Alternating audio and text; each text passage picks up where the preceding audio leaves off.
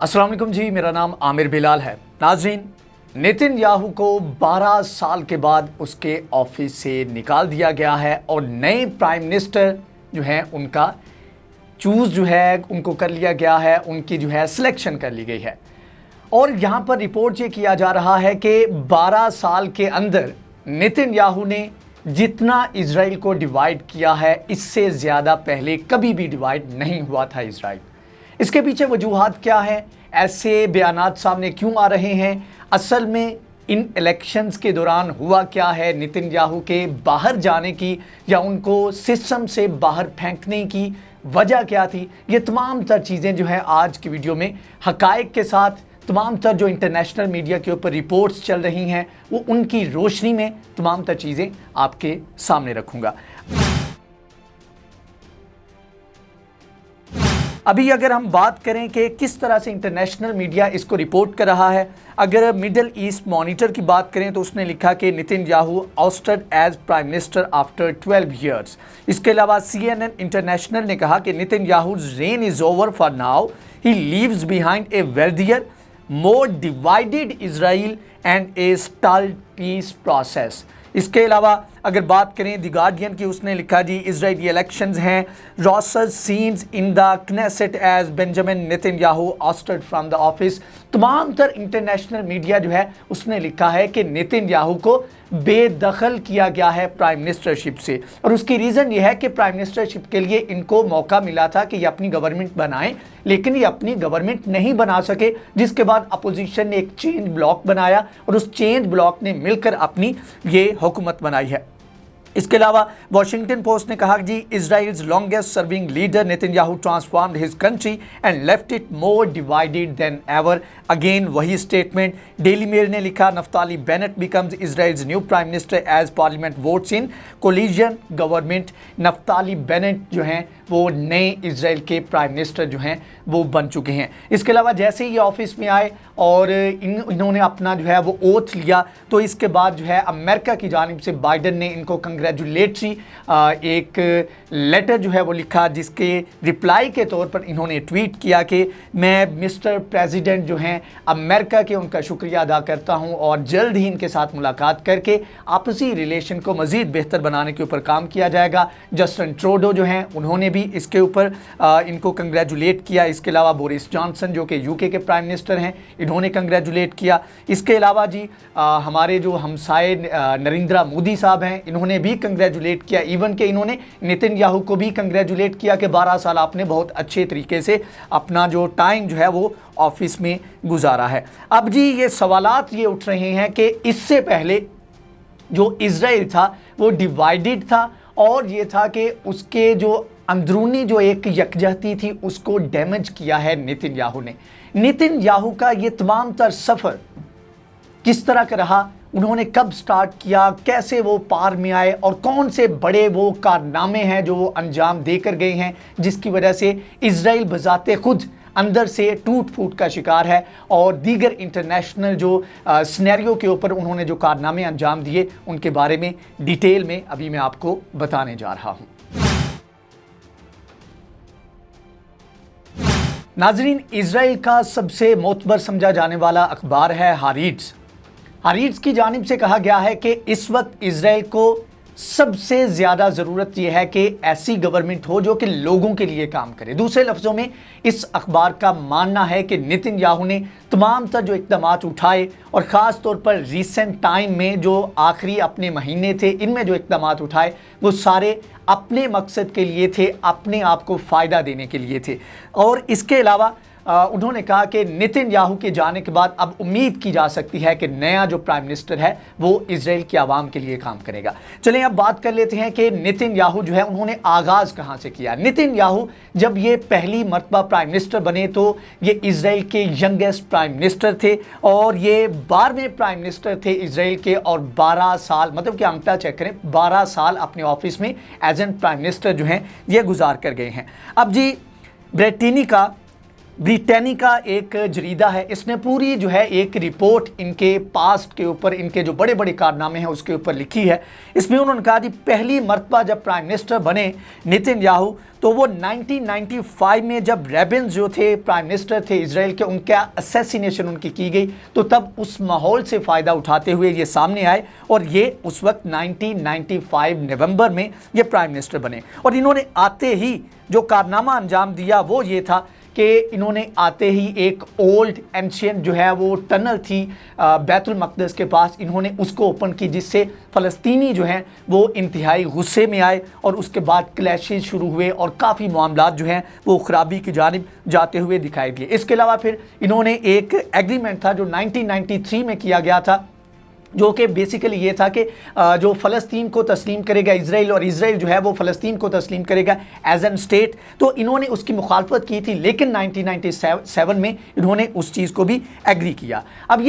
ये वो टाइम था जहां पर जब ये प्राइम मिनिस्टर बने तो आते ही इन्होंने इस तरह के कंट्रोवर्शियल इक़दामात जो थे वो उठाने शुरू किए। उसके बाद इनके जो है वो गवर्नमेंट जो है वो इनकी जो है गिरफ्त कमज़ोर हुई और उसके बाद इनको प्राइम मिनिस्टरशिप से ये हाथ धोना पड़ा। उसके बाद इनकी वापसी हुई 2009 के अंदर और वहाँ पर इन्होंने 31 मार्च 2009 को इन्होंने दोबारा से प्राइम मिनिस्टर के तौर पर अपना हलफ उठाया। इसके अलावा जी इन्होंने जब ये आए तो ये इंडिपेंडेंट फ़लस्तीन स्टेट के तौर पर जो है 2009 में इन्होंने वो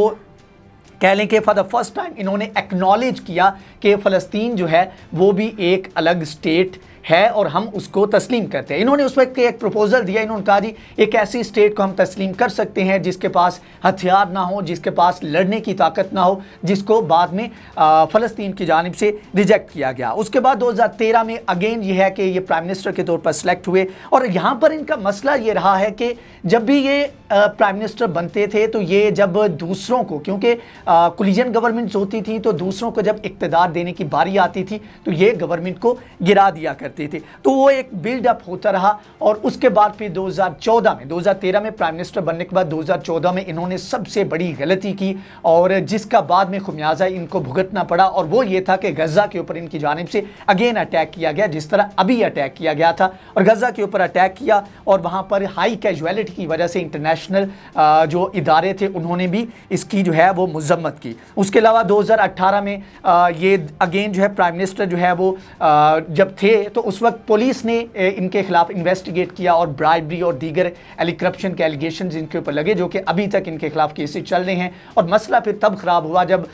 इनके ऊपर कोरोना को बेहतर तरीके से हैंडल ना करने के इल्ज़ामात लगे और फिर जाते जाते जब इनको लगा कि अवाम और वहाँ पर पॉलिटिकल पार्टीज़ इनके इतना अगेंस्ट हो चुकी हैं कि अब इनको एज एन प्राइम मिनिस्टर नहीं देखना चाहते, तो इन्होंने अपने फ़ायदे के लिए इन्होंने अगेन जो 11 दिन के लिए मुसलसल गज़ा के ऊपर बम्बार्डमेंट की। और फिर ये हुआ कि इंटरनेशनल मीडिया के ऊपर और इंटरनेशनल जो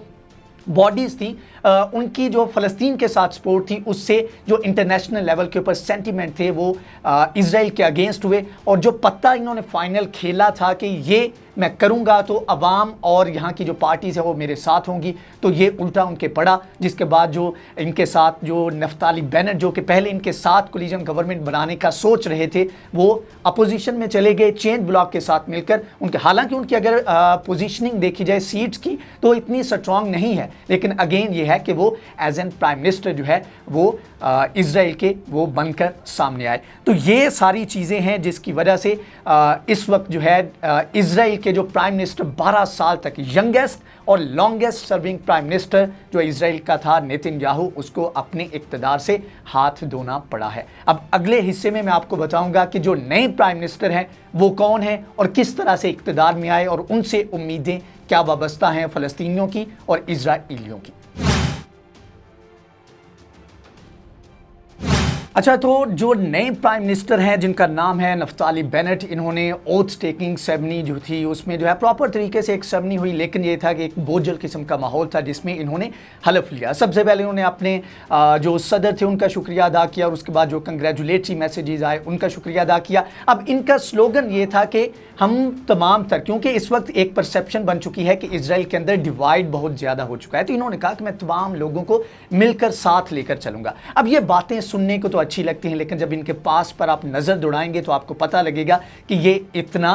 आसान और इतना सिंपल मामला नहीं है। मैं इनके ही अल्फाज हैं, इनके ही अल्फाज कोट करूंगा। जब ये इक़्तिदार में नहीं थे उससे पहले इनकी जानिब से कहा गया कि मैं नेतन्याहू से ज़्यादा जो इज़राइल का एजेंडा है, जो ग्रेटर इज़राइल का एजेंडा है, उसके ऊपर अमल दरामद करने के लिए ज़्यादा मैं विल पावर रखता हूं। और इनके बारे में अगर बताया जाए तो ये एक फार्मर कमांडो हैं और सेल्फ मेड एक टेक मिलियनेयर हैं। और अगर थोड़ा सा यहाँ पर आपको रिजेम्बलेंस नज़र आएगी कि एक बिजनेसमैन जो है वो एक डेमोक्रेटिक कंट्री का जो है वो प्राइम मिनिस्टर बना है, इसी तरह डोनाल्ड ट्रंप का जो अंजाम हुआ वो अंजाम आप कह सकते हैं कि नेतन्याहू का हुआ। लेकिन अगेन जो है कि एक बैकग्राउंड की बात करें तो वो बिल्कुल जो है डोनाल्ड ट्रंप से मैच करता है। अब ये है कि इन्होंने कहा कि अब ये जो राइट विंग नेशनलिस्ट पार्टी है यमीना, इनके ये सदर हैं, इनको जो है ये इसके चेयर करते हैं। और ये वो पार्टी है जिसकी इतनी अच्छी पोजीशनिंग नहीं थी इन इलेक्शन में, लेकिन यह था कि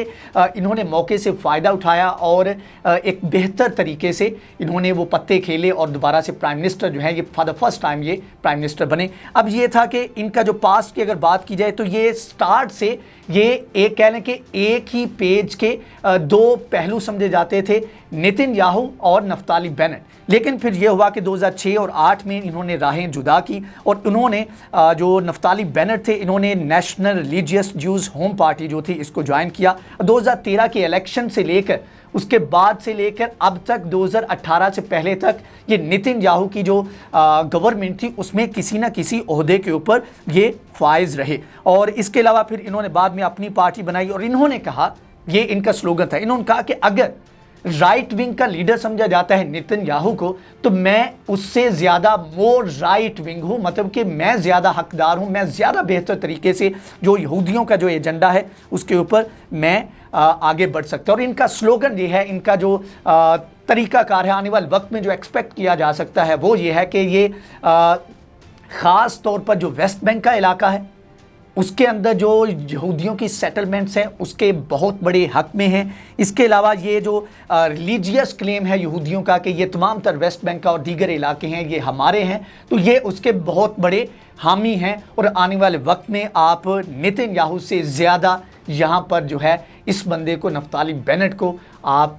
फ़लस्तीनियों के अगेंस्ट इक़दामात उठाते आप इसको देखेंगे। बहरहाल ये तमाम तर जो सूरत हाल थी इसमें जो नेतन्याहू अपने ऑफिस से गए तो पूरे इज़राइल के अंदर इसको सेलिब्रेट किया गया और इज़राइल ने इसको ऐसे समझे कि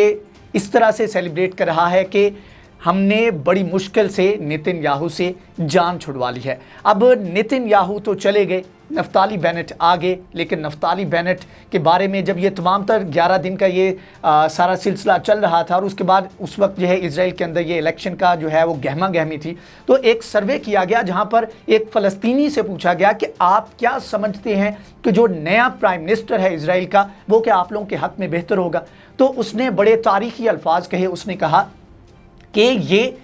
हमारे लिए बिल्कुल सेम है, ये अच्छे या बुरे हो सकते हैं अपनी गवर्नमेंट के लिए, अपने लोगों के लिए या इज़राइल के लिए, लेकिन जब फ़लस्तीनियों की बात आती है तो इनका एजेंडा बिल्कुल सेम है कि हमें हमारे घरों से महरूम करना है, हमें यहाँ से निकालना है और हमारे खिलाफ बम्बार्डमेंट करनी है। तो ये सारे एक एजेंडे के ऊपर चलकर गवर्नमेंट जो है उसको संभालती हैं और फिर सिमिलर वे में ये हमारे ऊपर अटैक करते हैं। बहरहाल ये तमाम तर सूरत हाल है और ये इस तरीके से एक 11 से 12 साल का अरसा गुजार कर एक प्राइम मिनिस्टर जो है अपने ऑफिस से निकला और एक नया प्राइम मिनिस्टर आया। अब जैसे जैसे मामलात आगे बढ़ेंगे तो पता लगेगा कि असल में सूरत हाल है क्या और किस तरीके से इज़राइल जो है अपनी पॉलिसीज़ को वो रिवाइव करता है। और ख़ास तौर पर ईरान के बारे में नफ्ताली बेनेट जो है बड़े हॉस्टाइल किस्म के कमेंट्स पहले भी कर चुके हैं और इसी तरह का ये एजेंडा लेकर चलेंगे। बहरहाल आज की वीडियो से इतना ही। हमारे चैनल को लाइक, शेयर एंड सब्सक्राइब करें अगर ये वीडियो आपको पसंद आई है।